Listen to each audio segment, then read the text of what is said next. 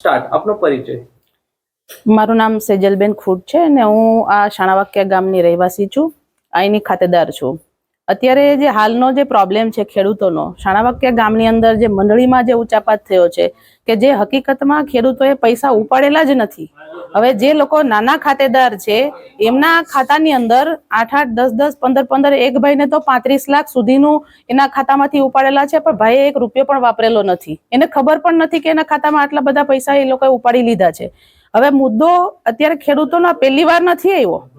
અમારા તાલુકાની અંદર ગીરગઢડા અને ઉનાની અંદર હું જ્યારથી અહીંયા આમાં એન્ટર છું, સામાજિક કામ કરું છું, ત્યારથી મારી પાસે અનેક મુદ્દાઓ ખેડૂતોને રિલેટેડ આવે છે અને એમાં આ જે મંડળીનો કૌભાંડ છે આ પહેલી વાર નથી। દર વર્ષે એક એક કૌભાંડ આવે જ છે ગામડાનું, પણ લોકોને મને એવું લાગે છે કે સાંભળવા વાળું કઈ છે નહીં, સિસ્ટમ જેવું કઈ છે નહીં। આ જે પ્રોગ્રામ અત્યારનો જે આ લોકોએ કર્યો છે ખેડૂતોનો, એમાં ખેડૂતોના મેઇન પ્રશ્નો શું છે તો કે મંડળીનું છે, પણ ખાલી મંડળી નથી, આમાં બેંક ઇન્વોલ્વ છે, આમાં પોસ્ટ ઓફિસનું જે છે, કારણ કે લોકોને નોટિસ મળતી નથી તો આમાં પોસ્ટ ઓફિસ વાળા પણ એની સિસ્ટમ પણ વ્યવસ્થિત ન ચાલતી હોય એવું સાબિત થાય છે। પછી પ્લસ એવું છે કે બેંકના મેનેજર છે એ લોકો વારે ફોન કરે છે, એમને જવાબ આપતા નથી। તો એક તમે અધિકારી કોઈ છે એમને પોતાની જવાબદારી તરીકે બીજાને જે વાતચીત એ લોકોને કરવી જોઈએ કે જે એમને પ્રશ્નો છે સાંભળવા વાળું કોઈક તો હોવું જોઈએ કે ખાલી તમે અહીંયા મને એવું લાગે છે કે ગામડામાં જે ખેડૂત છે એ દિવસે દિવસે કથળતો જાય છે। તમે બહાર જે માનો કે સરકાર છે એ ખેડૂતોની આવક બમણી કરવાની વાતો કરે છે, તો આવા કૌભાંડોથી ખેડૂતોની આવક બમણી થશે? મારો ક્વેશ્ચન આમ તો તમે જો તો સિસ્ટમને છે, સરકારને છે અને અહીંના ખેડૂતોને છે। ગામડાના ખેડૂતોને એટલા માટે છે કે અહીંયા કોઈ કરવા વાળું કઈ તમારું સાંભળવા વાળું નથી એવું લાગે છે। તો ખરેખર દરેક ગામના ખેડૂતે પોતે જાગૃત થવાની જરૂર છે, પોતે એલર્ટ રહેવાની જરૂર છે, કારણ કે અહીંયા આ જે પ્રશ્ન છે એ શાણાવાક્યા માત્ર એક ગામનો નથી। ગામડે ગામડેથી આજે એટલા બધા ફોન આવી રહ્યા છે કે અમારા ગામમાં બેન આ પ્રશ્ન છે, અમારા ગામમાં આ પ્રશ્ન છે। એક નગડિયામાંથી ફોન આવ્યો હતો, આજે એક ધોકડવામાંથી આવ્યો હતો, પછી પડાપાદરનો પ્રશ્ન છે। આવો તો કેટલાય ગામોના મને ફોન આવ્યા કે બેન આ પ્રશ્નો છે, કોઈ સાંભળવા વાળું નથી કે કોઈ મુદ્દો ઉપાડવા વાળું નથી। તો મારે અત્યારે આ મીડિયાના માધ્યમથી એવું કેવું છે કે ખરેખર આમાં જો જોઈએ તો ખેડૂતોએ પોતે જાગૃત થવું પડશે। યુવાનો જે છે, યુવાન ખેડૂતો જે છે એમને પોતે જાગૃત થવું પડશે, કારણ કે આમાં જે વસ્તુ છે એમાં પ્રમુખ પોતે પણ આમાં છેતરાયા છે। આ જે મુદ્દો છે એમાં પ્રમુખ છેતરાયા તો બીજા જે નાના ખેડૂતો બિચારા છે જેમને ખબર નથી પડતી એ શું કરવાના છે? તમે સિસ્ટમ કરીને વિદેશોની અંદર જઈને એમની જે સિસ્ટમ તમે જોવો છો તો એને તમે કમ્પેર કરીને અહીંના ઇમ્પ્લિમેન્ટ કરવા જાવ, પણ સિસ્ટમ તો તમારી બોધી છે।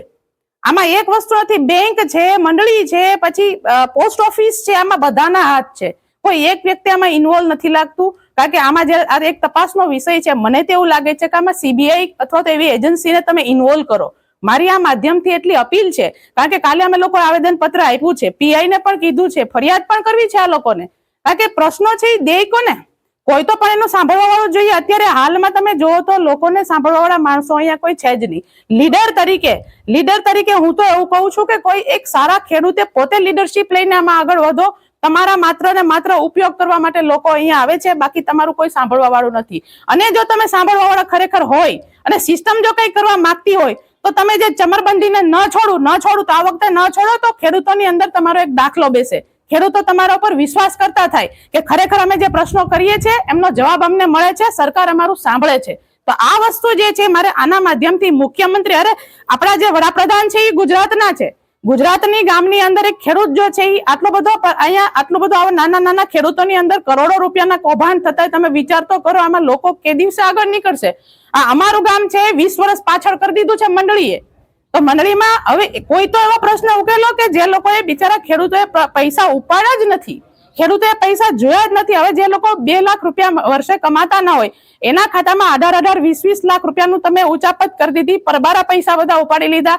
અને આમાં તમે એવું કહો છો કે ચમરબંધીને ન છોડો, તો હું તો એવું કહું છું કે 15 દિવસની અંદર આનો નિકાલ આવવો જોઈએ, ખેડૂતોને બધાને દેવા મુક્ત કરવા જોઈએ। આમાં તમે જે મેઇન માથાઓ છે એમને બહાર કાઢો અને એની સામે કાર્યવાહી કરો તો ગામના લોકોને, દરેક ગામના ખેડૂતોને તમારા ઉપર વિશ્વાસ બેસશે। નકર આવી રીતે તમે જો ડેઈલી વારે કૌભાંડો થયા જ કરે છે, લોકોને તમે 2-5 ને જેલમાં પૂરશો, 6 મહિના થાય છોડી દેશો, છેલ્લે કોણ ભોગવે છે? ખેડૂતો ભોગવે છે। તમે અહીંયા આવીને એક મુદ્દા એક ગામમાં જઈને જોવો, છેલ્લે તો ફાઇનલી ખેડૂતો જ ભોગવે છે।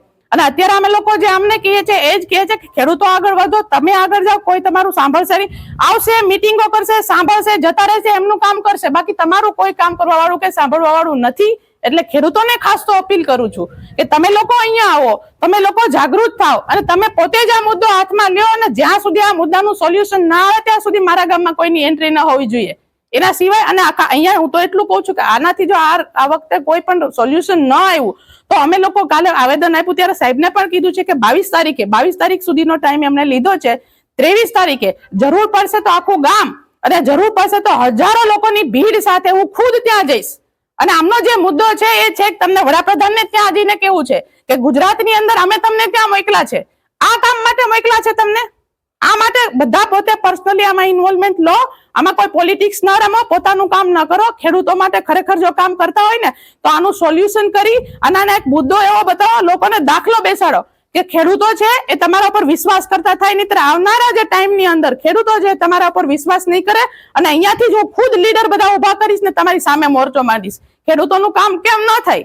મોટા મોટા કામના આટલા મોટા નેતાઓની તમે લોનો માફ કરી દો છો, આટલી મોટી લોન માફ થાય ખેડૂતોને, તમે લેણા માફ ન કરો તો કઈ વાંધો નહીં, પણ આજે કોક પરબારા જે ખાઈ ગયા છે એ લોકોનું તો એટલીસ્ટ તમે સાંભળો કે જેના એમને પોતે પૈસા ઉપાડેલા નથી, જોયા નથી, તો એ પૈસા જે છે ગયા ક્યાં, કોને ઉપાડ્યા? કોઈ માણસ તો હોવો જોઈએ ને. સિસ્ટમ તો તમારી ક્યાંનું ક્યાંય બધું પહોંચાડી દે છે, દૂર વિદેશો સુધીની માહિતી તમે લઈ લ્યો છો. તો આ નાની એવી મંડળીનું આ નાનું એવું ગામ જે છે, તમે જો ખોબાગેવડું ગામ છે, જંગલની અંદર છે, તમે વિકાસ જો કરતા હોય ખરેખર તો આ વખતે આની અંદર આ વસ્તુનું જે સોલ્યુશન શાણાવાકિયા ગામના ખેડૂતોનું સોલ્યુશન થશે તો જ અમે માનશું કે નહીં ખરેખર સરકાર જે છે એ સાંભળે છે.